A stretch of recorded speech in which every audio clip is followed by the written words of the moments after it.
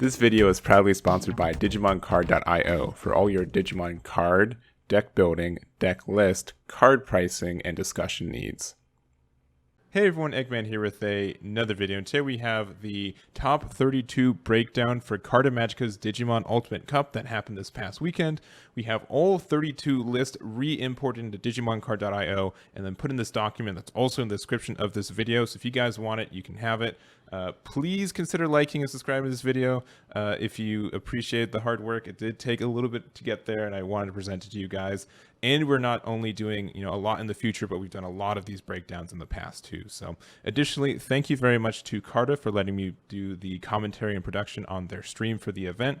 It should still be up on their Twitch channel for the next week or two. So if you guys want to see any of the matches or any re-uploads or replays, they should be there for a little bit. Link to that's in the description too.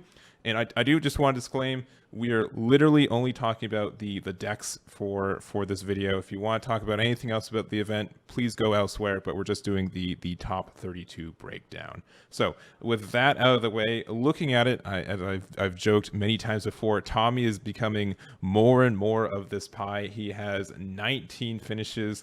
Blue Hybrid's doing super strong. It's almost like 19 and a half because we do have a GabuBond hybrid as well. So I don't know. Blue is doing super fantastic. And you guys don't know how many of these ding dang blue decks that I had to input over the last little bit. It has been 4 Strabi, 4 Modeki Digimons. Like, it's just been a lot of that. And I am personally ready for some variance in it. So this is like one of the last events with this meta.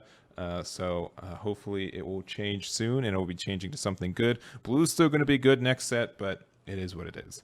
We also do have a good amount of other hybrids. So we do have like 2 yellow-purple hybrids, 2 red hybrids, purple-yellow Cherubi, 2 red-yellow hybrids, Diaboromon, LordKnightmon hybrid, Jesmon, and Lilith. So again, and this happened the same thing of core. If you just take away the blue hybrids, we got a pretty diverse amount of decks in this top 32.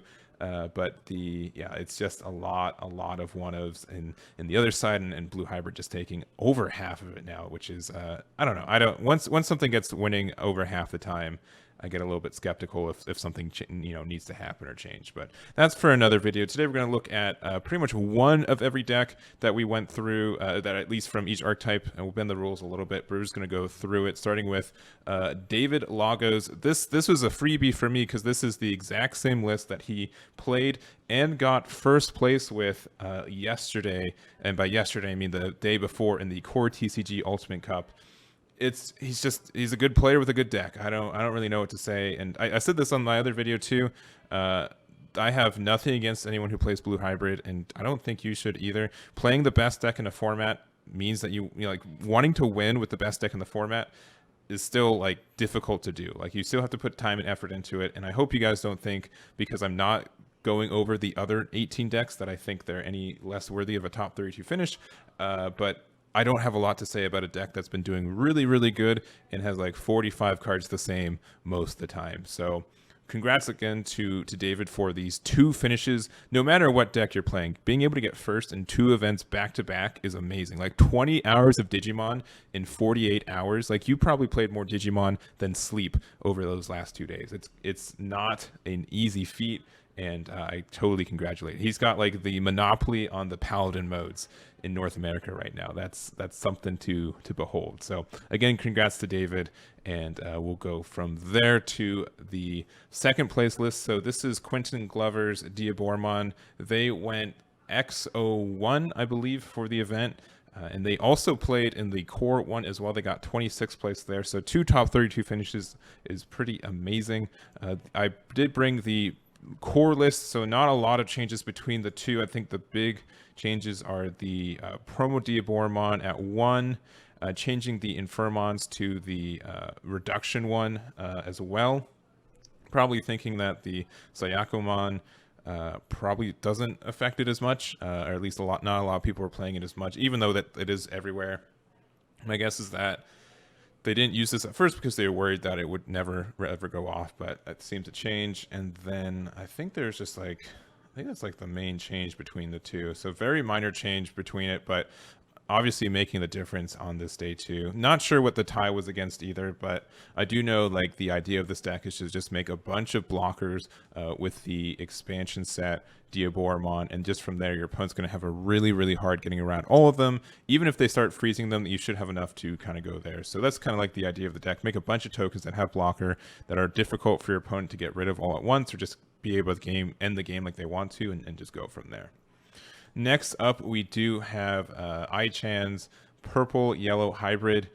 We've been seeing, this is honestly one of my favorite decks of the format, and it does do super well if it goes off. Some interesting choices there. War Greymount at 1, Dynasmon is definitely super powerful right now, being able to find your pieces. I do like the Susanamon. If you're running Dynasmon, you kind of have to run Susanamon, simply because this milling 6 can make it so that you are losing the deck out game. And this is a deck that goes into deck out a lot. But also being able to use Susanamon to like recycle your Jet Sophies, which you can use for more recovery targets and everything else, is cool.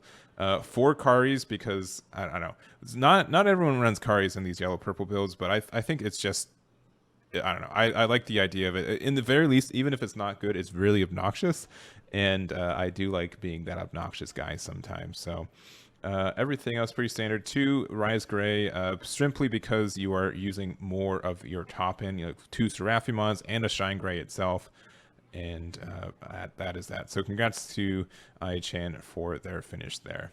Next up, we've got Chungman Chan. So this is Chungman is obviously the world championship for the last season. And so using this deck, which I believe they got, they went X1 with this list. The only match I saw with this was against David, which, spoilers, if David went undefeated for the day, how do you think Chungman did against him? But this is a really interesting build. This is a really kind of like one punch kind of list. The idea that your Ancient Greymon can get a lot of swings all at once. For every hybrid you get security attack +1. You can help that with ties. You can use your Ultras mode to help get more stuff there, and just the fact that the Aldemon has the inheritable. When this Digimon has hybrid 10 warriors in its trait, it doesn't activate security effects on option cards it checks. So pretty much the idea of this is you just make a really big boy, you swing with it for 5 swings, and then you can use Omnimon to finish the game. That's what I noticed from the game. I could be wrong on that, but that's definitely what it looked like he was trying to accomplish with it, and it seems okay. I mean, obviously Takuya can, I think, help a little bit too, and it was an interesting build. I never saw him go off with it, so I'm sure other matches you were able to, but it seems like an interesting deck. And obviously, again, going X1 in an event like this is means that something must be going well with it. So next up, we do have Jeffrey Kang, and I believe Jeffrey was also in the top 32 of the core event as well, running essentially the same list in that one. So GabuBond obviously was probably best deck of format pre-BT. BT7, so being able to just take a couple of the good hybrid cards and put them in here, and I think worst case, this can be blue hybrid if you need it to be, and that's good enough sometimes. But having like the Bond of Friendship as your finisher is great, especially since a lot of decks don't have as good of security as they used to, especially against something with Bond of Friendship. This will survive anything besides like a Susanamon or something like that in security most of the time. So being able to get the 3 swings with this and the GabuBond and just kind of going from there is, this has more chances to kind of blow your opponent out a lot of the time, and that's, I think, good enough. So congrats to Jeffrey for the weekend, and here is this list.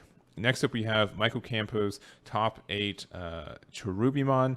This is one of my favorite lists if it goes off, and so I don't see much difference in Mykael's list than I've seen kind of others.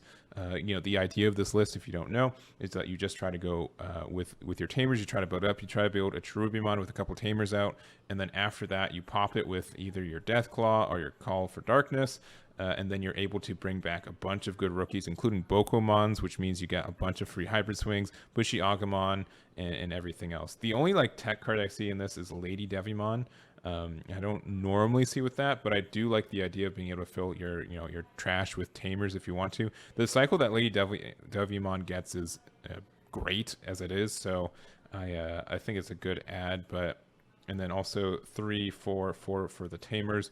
Mimi's sometimes used but not seen. Analog Youth at 3 I think is nice, especially if you're playing something multicolor. Analog Youth is great because you can just find any one that you need and just go from there. So congrats to Mykael with his finish with Cherubimon. I don't think it was easy. I think this is a very tricky deck to be able to go off with. So congratulations.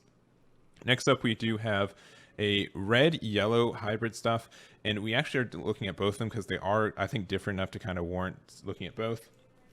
But this is Kevin's top 16 list of it, and it kind of leans more into like the hybrid stuff of red. So you've got your Flamemons. It has on play reveal the top 4 cards of your deck, add up to 1 hybrid in its trait, Susanomon or Takuya.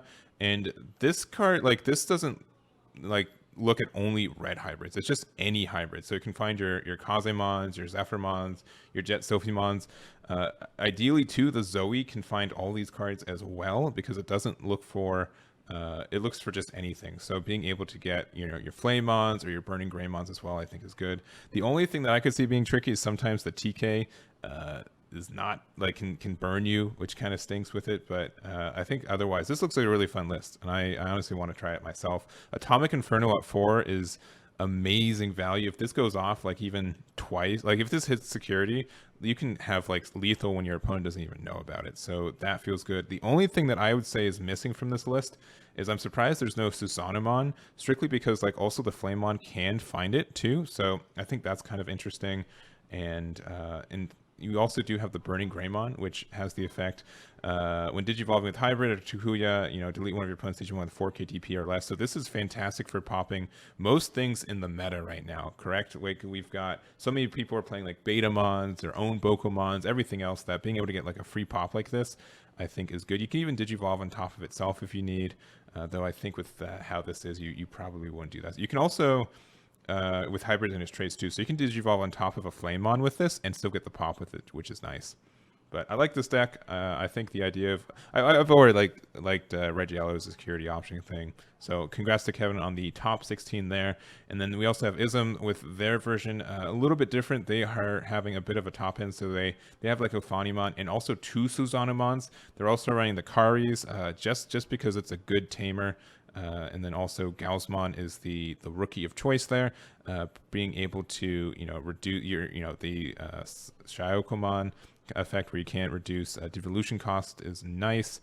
Being able to run Trident Revolver, which is an interesting choice. I like Trident Revolver a lot, and I've always thought it's just a little bit too expensive for what it's worth, but I think it's good for where we're at. Atomic Blaster is fantastic right now. Gaia Force is somewhat good. I don't think a lot of people are playing around it.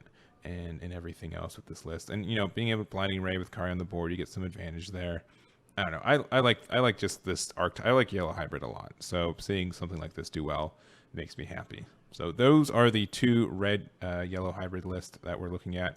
And to finish off, we've got 3 more. So we've got Ryan's purple yellow LordKnightmon. I know this is still kind of just like purple yellow hybrid, but it's different enough I want to talk about it. Maybe I should have talked about it over there, but it's got LordKnightmon in it, and the only targets you have for it are the Lucamon and the 3 of Knightmon, which I think is a little interesting there. You also have 8 level 5s to go into with only 8 level 4s. Obviously Knightmon you can hardcast if you want to, give something minus 4k, so being able to pop like a Bokomon, a Gazimon, a Modeke Betamon, that kind of stuff I think is valuable. Obviously paying 7 for it outright is expensive, but it still kind of works.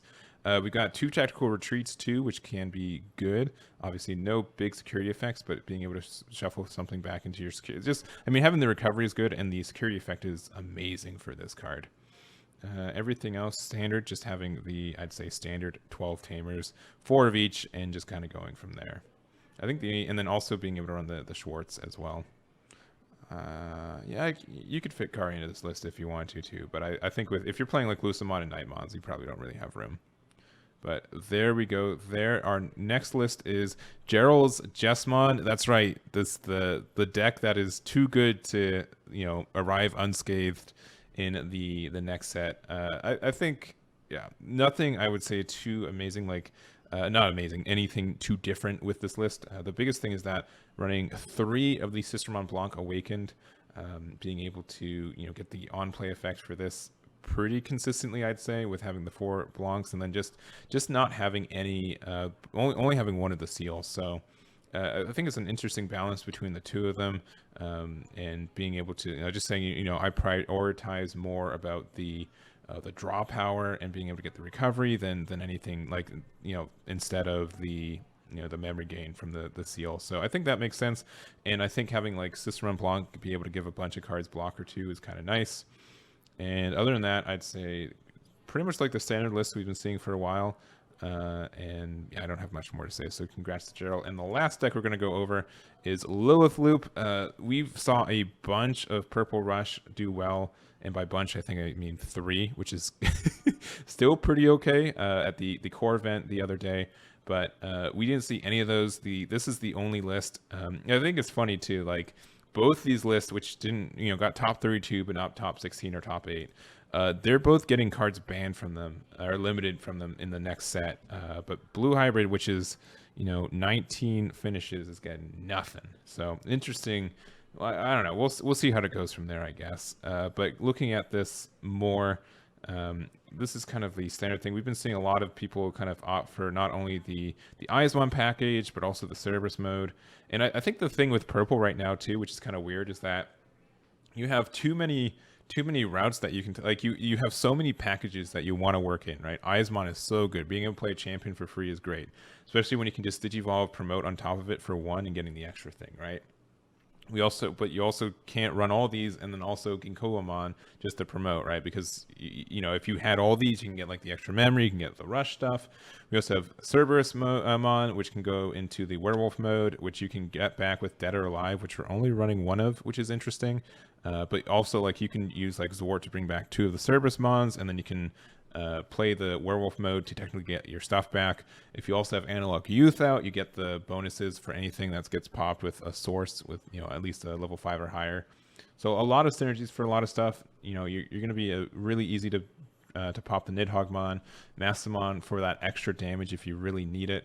This can also bring back a level 4 last from your trash. So if you have enough memory to just do this and then get promote and swing in, you can probably just win the game when your opponent's not expecting, which is nice. And I don't know, I like this list. There's a lot of things you have to take in account of. There's a lot of triggers and everything else. But when it works, it works really well, and you feel really smart about it. I'd say, like, you feel, aha, I conquered all the triggers and I got there. So Jean Flores definitely did that this weekend, getting top 32 with it, and congrats to him. But that's all I have for you guys. Again, if you made it this far, you probably should be liked on this video and subscribing to me, since you just listened to me ramble for a really long time about Digimon. But I really do appreciate Carta for giving me these lists to give to you guys, and also letting me stream. I do have a lot of fun doing that. Again, if you want these lists, they're in the description. If you want to see the re-upload or the replay of the matches, they're going to be on their Twitch channel, which is in the description as well. And I think that's really all I have for you guys. So again, thank you guys so much for watching, and I'll catch you all next time. Damn it.